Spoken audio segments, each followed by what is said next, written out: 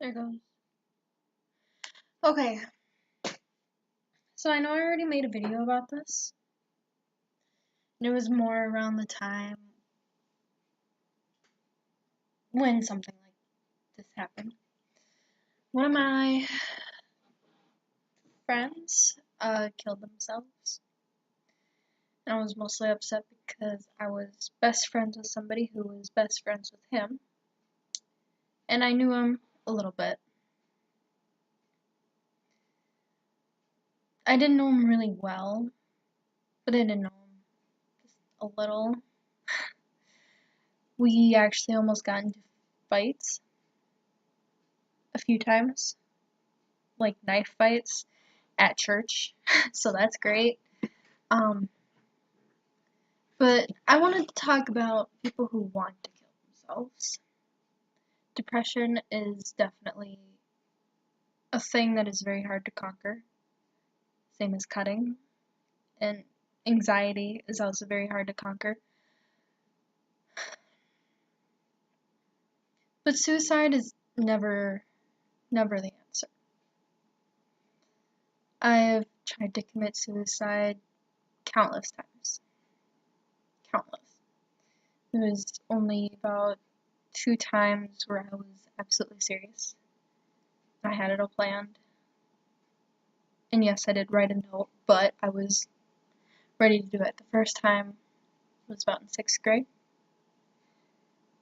And I was ready to put a knife through my heart. And I don't know if any of you believe in God, but I believe God is what stopped me. Because I got a flooded vision of all the people who love me. And the second time, I just had an instant reality check, and I was like, holy crap, holy shit, I probably shouldn't do this. And I went over to my dad and say, hey, I need to go to the doctor. He's like, what do you mean? And I'm just like, I need to go to the hospital right now. Because I started getting nervous. And I told myself, I need to get help right now. I need to get something started right now. I can't just keep doing this. I went to the hospital. I didn't get institutionalized. I was able to talk to my psychiatrist though. And I'm now on really good medication. Some people don't like to take medication. Some people don't believe it's going to help them. And for some people, it's really hard to be on medication because they've had drug issues before, or they constantly have to get an updose all the time because their body gets used to it too fast. And for those who don't like to take drugs, there's always counseling, and there's always things similar to that. And that's good if it works for you, but for a lot of people, it doesn't work. It hasn't exactly worked for me. I mean, mostly because I haven't found a really good counselor. The best counselor that I have is my mom, and as everyone knows, that your parents don't really get you. Well, sometimes. My parents get me. But some things you need to talk to a professional about, in which, if I need to talk to my professional, I talk to my psychiatrist. I probably should find a really good counselor. That's my fault. They just don't click with me. I've went through 2 counselors, which I should probably, just not a good judgment. But there is that option. But if you don't like talking to people, you don't like counselors, you think they're stupid, or for whatever reason, that's okay. But then you should probably find a good psychiatrist. And if you don't like either of them, then I don't know what to do for you. I don't know what to tell you. There is God, but for me, it's not that easy. Some people, they find God and it's really easy. And everything bad in their life goes away, and if they have a bad moment, they turn to God. And I, however, I have a hard time being committed, which is a really bad thing to say. And I just find being on the right, I don't like to say drugs. I like to think of them as hormones because technically they are, or chemicals because technically it's just the chemicals in your brain that are off. And sometimes you yourself cannot fix those chemicals. Only a dosage or making it less of a certain chemical in your brain will make you feel better. And like for some people, they do get used to it. I have a friend that has a hard time finding medication because he gets used to it too fast. In that case, I would turn to more alternative things like meditating, turning into God, and so on and so forth. I found that my anxiety sometimes keeps me up at night, and I have to meditate. And it's not like, but it's not like that. I just listen to meditation videos online, and I just follow what they tell me to do, and I fall asleep. But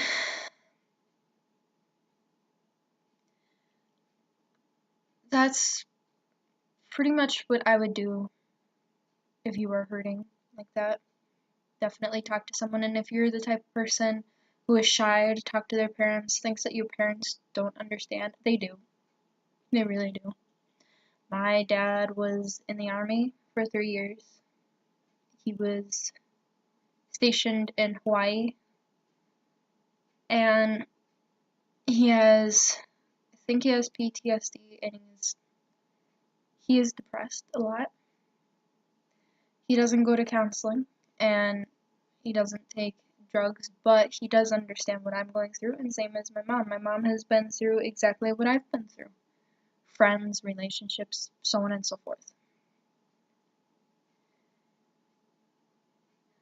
And if you're the type of person that you have an abusive family, I would definitely turn to a school counselor, call a counselor on the phone. There are free people that will talk to you. Or get the ball rolling yourself on getting a psychiatrist. I had this problem when I was 11. This problem started, and it was anxiety based. So,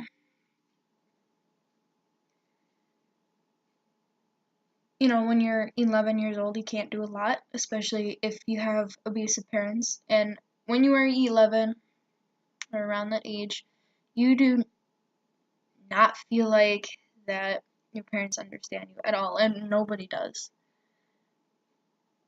And you feel like not even your friends can understand you, so on and so forth, but you really have to get past that mindset and actually try to talk to them.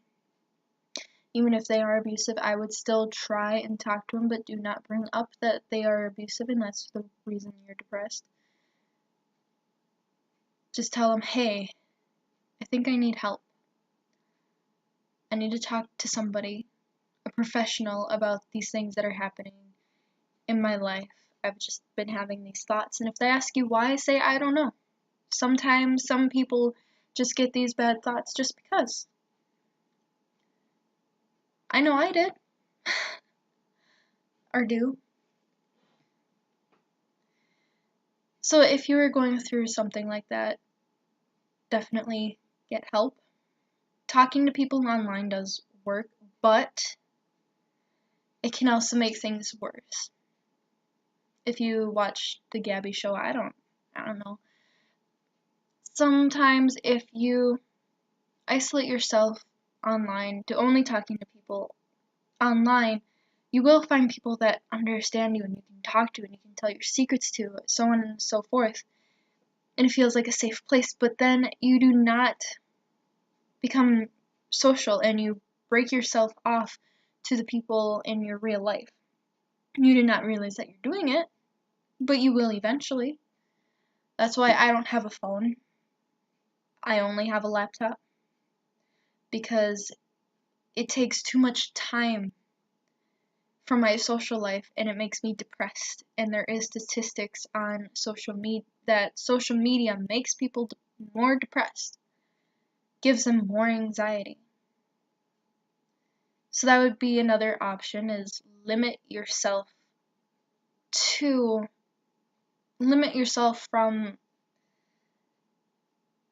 social media. It'll help a lot, but at the same time, if you have no one else to talk to, you feel like you can't talk to anybody, definitely find someone you can online. Sometimes strangers work, but you have to be careful with the type of strangers, of course. Everyone knows that by now, that there are strangers online that are dangerous. But be careful with that, because you can make yourself an outsider, make yourself cut off from everybody in your life, anybody who's living, moving, and that isn't in the computer. So now that I got that aside, I want to talk about my used to be best friend's best friend who killed himself. No one is really sure what exactly happened. There's always rumors, and the family obviously didn't want to talk about it, or else we would know. All that we do know is, and we don't really know all the reasons why, but he was a druggie.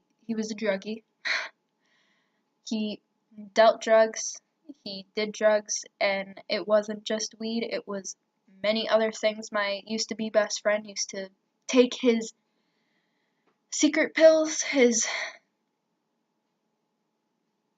after he died, he got depressed and took all of his pills that he made for him, and he didn't know what they were. And they made him absolutely insane. So he did that, and because of that, the law knew about it, and the law would not let him go. They would search through all of his things every day. They would invade his privacy every day, which, in a way, he did deserve. And I guess eventually it got to him.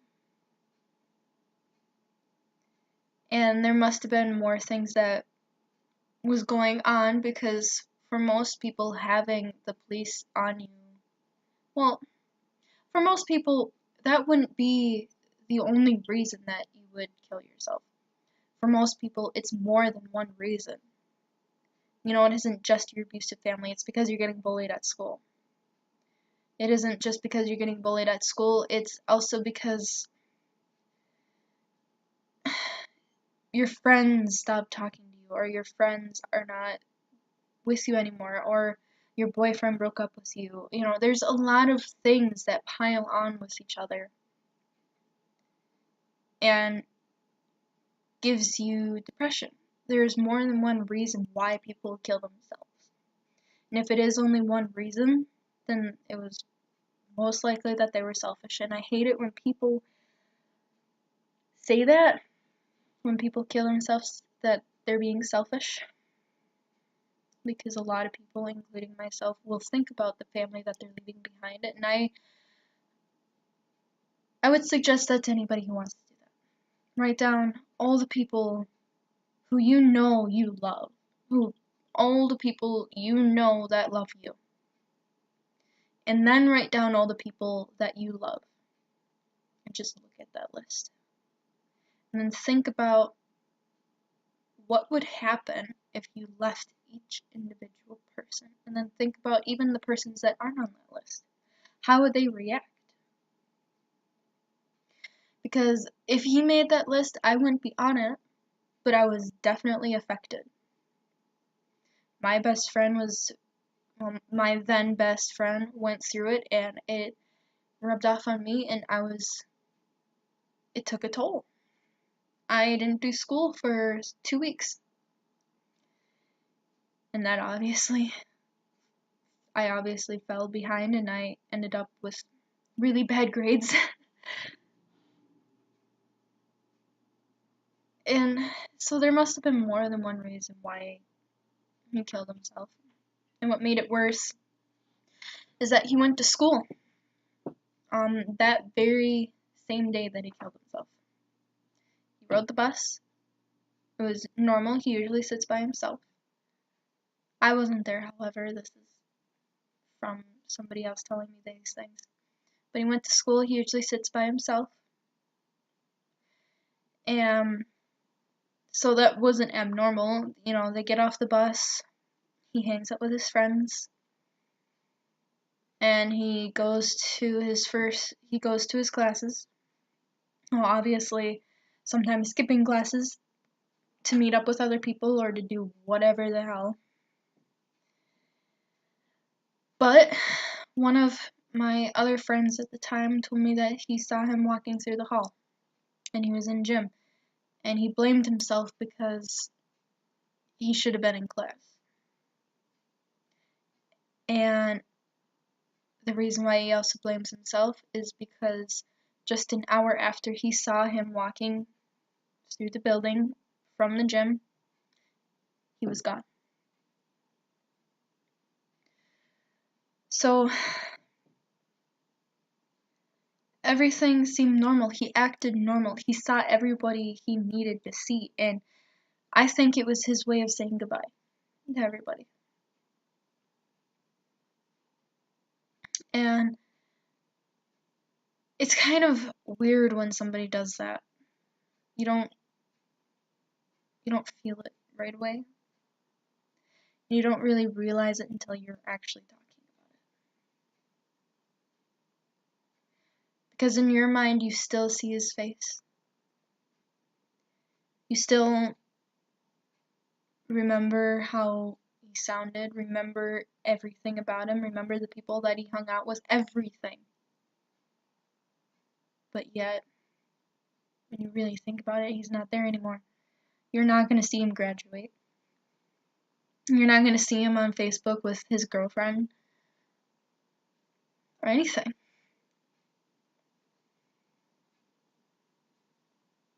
And it's just weird. And nobody expected him to do that. He never changed. He never talked about his personal life. It was strange.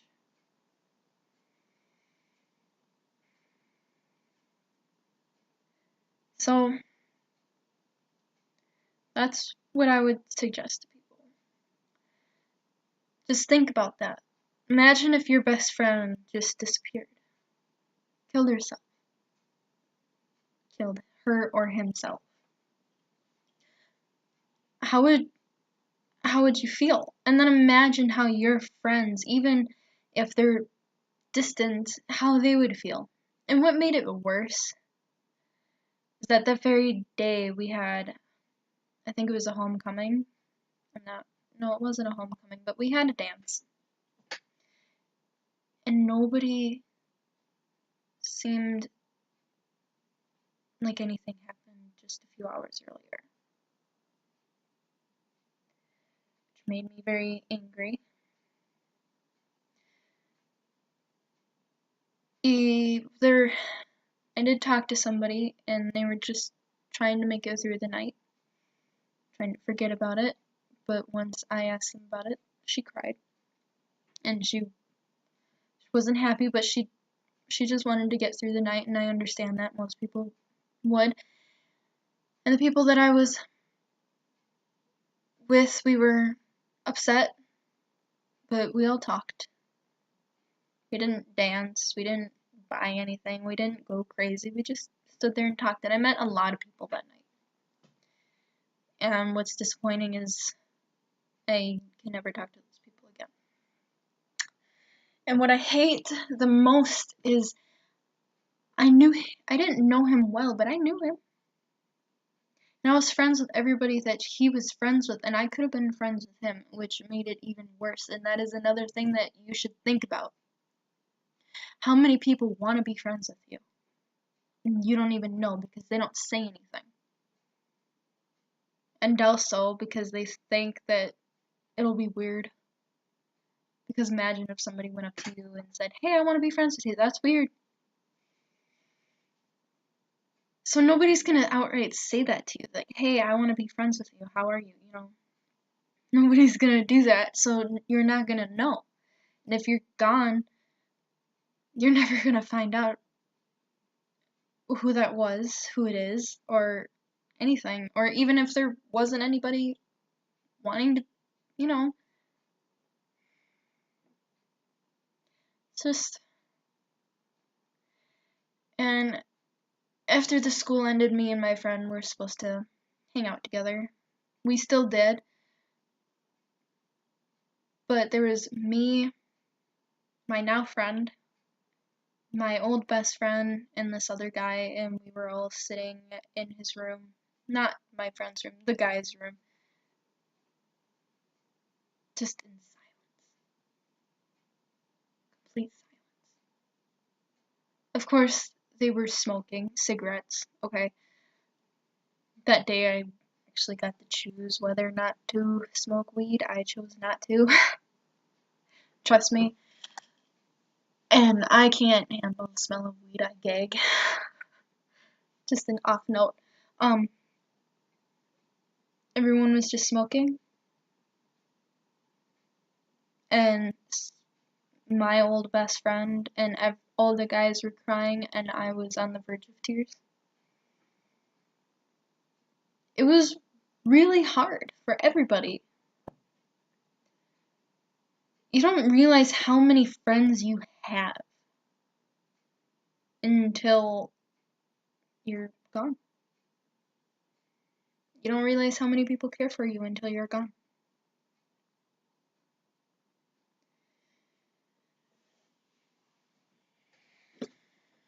And the funeral was kind of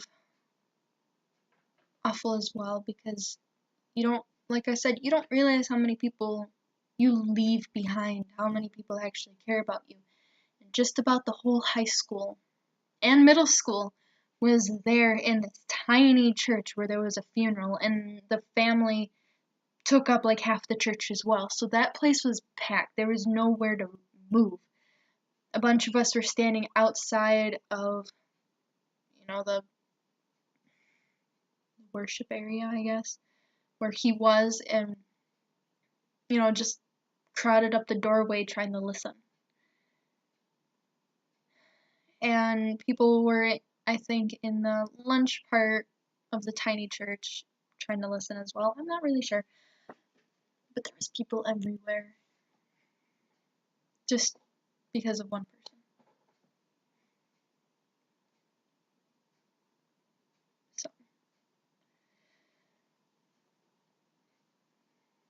I hope that anybody who wants to do this will see, who wants to kill themselves, will see from a second person point of view how much it would be for you to be gone. You don't realize how many people you're going to affect. You'll never see that. Because I wouldn't be on that list. He would never think that I would be affected. But I was. So.